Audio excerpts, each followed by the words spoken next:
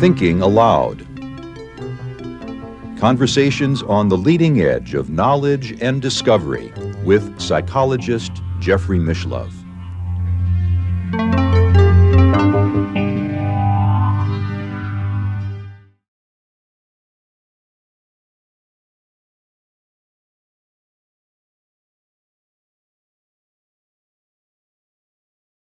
I found initially that it took a lot of releasing my idea of what I thought something meant. Yeah. You know, so when I'm learning to translate hieroglyphs, let's say, back in, the early 80s, all right, I've got all these books of mythology and grammar and history and trips down the Nile and what people saw, and I'm reading Florence Nightingale in Egypt, and I'm just like gathering all this information until I'm so overwhelmed that I just fall asleep on top of my books.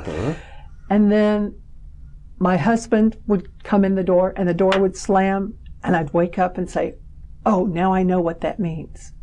It was like I had to have that time inside the psyche to just do the whirl that I talked about. Hypnagogic state of consciousness. Exactly. And then that really informed how I could translate and write, a paragraph for something that really looked only like a line of hieroglyphs.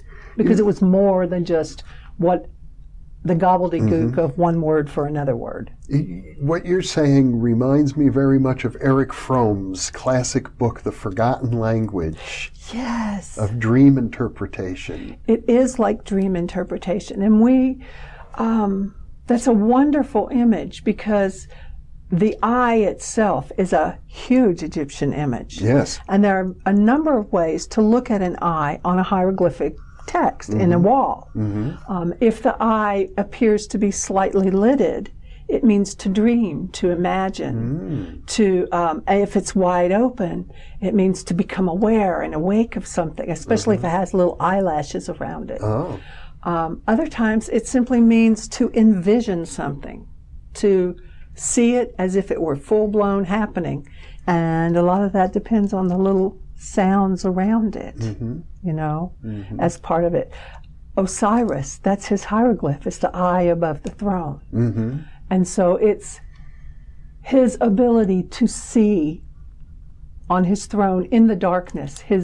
That is a hypnagogic state that he's in almost constantly, all the time, understanding his life in that way. It's interesting, the image of the eye, it's reminding me now everybody has a dollar bill, and if you look at the inverse of the Great Seal of the United States on the dollar bill, there's a pyramid with an eye at the top. Right, there is. And the story behind that I've been told, now I don't know that this is true, but I believe that it's true, is that it's a Freemason symbol. Yes. Okay? Yes, it is. The all-seeing eye. The all-seeing eye of the divine. I look at it, and I look at it hieroglyphically, and I hear, watch how you spend this money. So I guess what that means to me is that it is, on a spiritual level, what the Freemasons would have thought. It's also on a material level. Yes.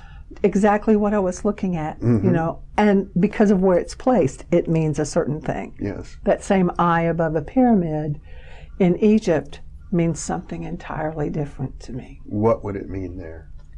It's the power of transformation. It's the phoenix on its pyre. It's the awakened one who has, Well, I get the feeling that some of the founding fathers of our country had the idea that the United States might represent that kind of an awakening. I know at the base of the pyramid is written the Latin phrase, Novus Ordo Seclorum, which I believe is translated to a new order of the ages. That's right. That's right. And